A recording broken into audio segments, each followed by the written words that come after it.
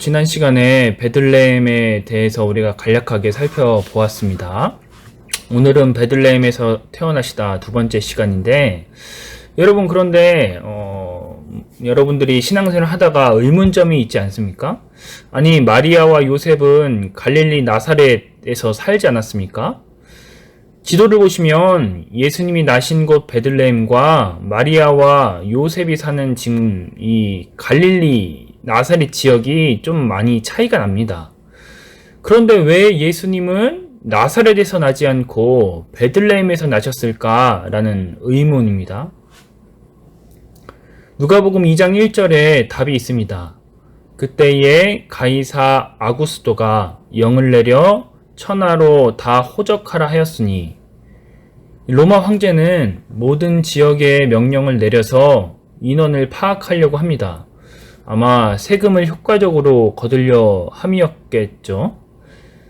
그런데 문제가 되는 것이 무엇이었냐 하면 나사렛이란 지역이 매우 촌동네라는 겁니다. 주후 6세기에 안디바라는 사람이 통치했을 때 실시된 인구조사에서 갈릴리 주민들이 포함되지 않았습니다. 그러니까 이 6세기까지도 이 갈릴리라는 지역이 매우 하찮게 봤던 지역, 인구조사에서 포함되지 않은 지역이었기 때문에 지금 실시된 이 누가복음 2장에 실시된 이 호적의 인원 파악도 아마 나사렛이라는 지역도 소외되었을 것으로 보입니다. 그리고 이 인구조사가 세금을 걷게 하는 목적도 있었지만 인원을 등록하지 않으면 어떤 법적인 혜택을 받지 못했을 것입니다. 우리들도 마찬가지죠. 우리도 주민등록증이 있습니다. 이것처럼 자신이 누구인지 알리는 패 비슷한 게 그 당시에도 있었을 것으로 보입니다. 다들 경건해서, 성함 청년부는 다들 경건해서 안 보셨겠지만, 이 스파르타쿠스와 같은 로마를 배경으로 한 영화를 보면 사람들은 항상 이제 밖에 나갈 때 주머니 안쪽에 나무로 만든 주민등록증 비슷한 것을 항상 보여줍니다. 아마 호적을 등록하고 로마 정부에서 발행한 주민등록증이었겠죠. 만약 이것을 받지 못하면 이제 차후에 불상사가 일어날 수 있기 때문에 아마 요셉은 갈릴리에서 길을 쓰고 베들레헴으로 온 것입니다. 그리고 누가복음 2장 3절을 보시면 그 등록은 고향에서만 해야 됐을 것으로 보입니다. 요셉은 베들레헴 출신 사람입니다.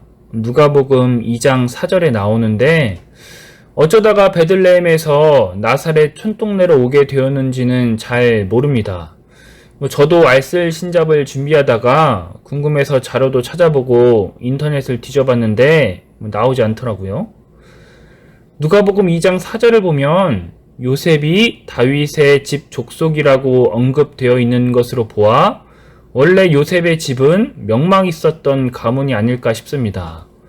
마태복음 1장과 누가복음 3장에 요셉의 족보가 나열이 되는데 거기서 요셉의 족보가 만만치 않습니다.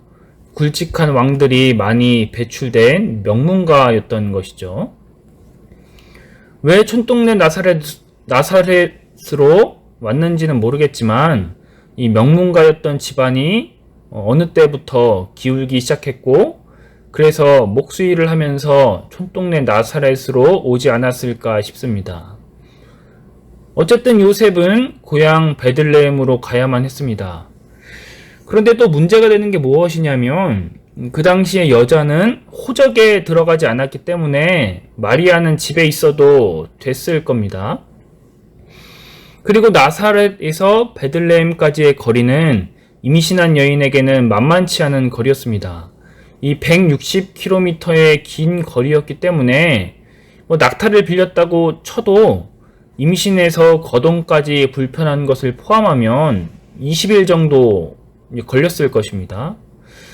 그런데 굳이 여자가 호적에 들어가지 않아도 됐는데 왜 이 요셉은 마리아를 대동하였을까라는 것이죠.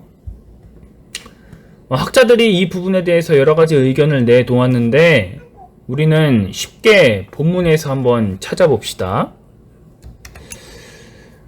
여러분들 이 누가복음 2장 5절을 보시면 그 약혼한 마리아와 함께 호적하러 올라가니 마리아가 이미 잉태하였더라 라고 기록되어 있습니다.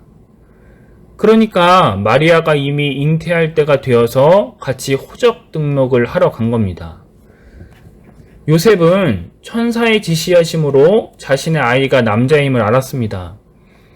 남자면 호적을 등록해야 법적인 혜택을 받습니다.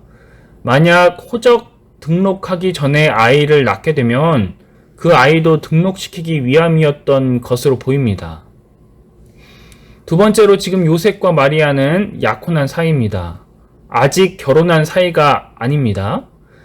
이 유대인들의 전통에 의하면 약혼의 기간은 1년이었고 이때 신부는 어떠한 육체적인 관계도 가지면 안 되었습니다. 이 1년의 약혼의 관계에서 신부는 철저히 정결의 시간을 가져야만 합니다. 신랑이 자신을 데려가기 전까지 신부는 정결하게 신랑을 기다려야만 하는 게 약혼의 기간입니다. 그런데 약혼했음에도 임신을 했습니다. 이는 유대 공동체의 비난의 거리였습니다. 그래서 요셉은 가는 길이 험하더라도 마리아와 함께 있길 원했을 수도 있습니다. 여러분, 그런데 곰곰이 생각을 해보세요. 하나님도 무심하시지 않습니까? 왜 하필 이때 로마 황제는 호적을 등록하라고 했는지 1년 뒤에나 적어도 2-3달 뒤에라도 이 명령이 발휘되었다면 좀 더 쉽지 않았을까요?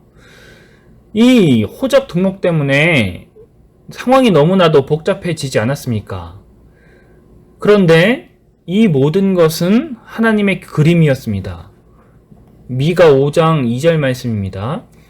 베들레헴 에브라다야, 너는 유다 족속 중에 작을지라도 이스라엘을 다스릴 자가 내게로 나올 것이라. 그의 근본은 산고에 영원에 있느니라.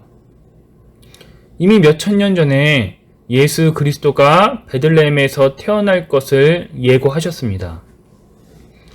물론 요셉과 마리아는 이 말씀이 기억나서 베들레헴으로 올라가지 않았을 겁니다. 여러 가지 상황을 종합해서 나사렛에서 베들레헴으로 둘이 같이 올라가는 것이 낫다고 그들은 생각했을 겁니다. 하지만 이 모든 상황 뒤엔 하나님의 말씀이 있었고 로마 황제의 정치적 명령 뒤에 하나님의 섭리가 숨겨져 있던 것입니다. 이처럼 이 모든 역사는 하나님이 주관하고 계셨습니다. 요셉과 마리아는 자신들의 머리를 굴려서 둘이 함께 가는 게 베들레헴으로 함께 가는 게 낫지 않냐라고 그들은 그렇게 서로 회의하고서 그렇게 올라갔지만 사실 이 모든 것 뒤편에는 하나님의 선한 손길이 있었다라는 이야기인 것입니다. 여러분들도 이 사실을 믿으시면서 이번 한 주도 하나님의 손 안에 내 삶이 있음을 여러분들 신뢰하시면서 그렇게 한 주간 살아가시기 바랍니다. 그러면 또 다음 주에 뵙겠습니다.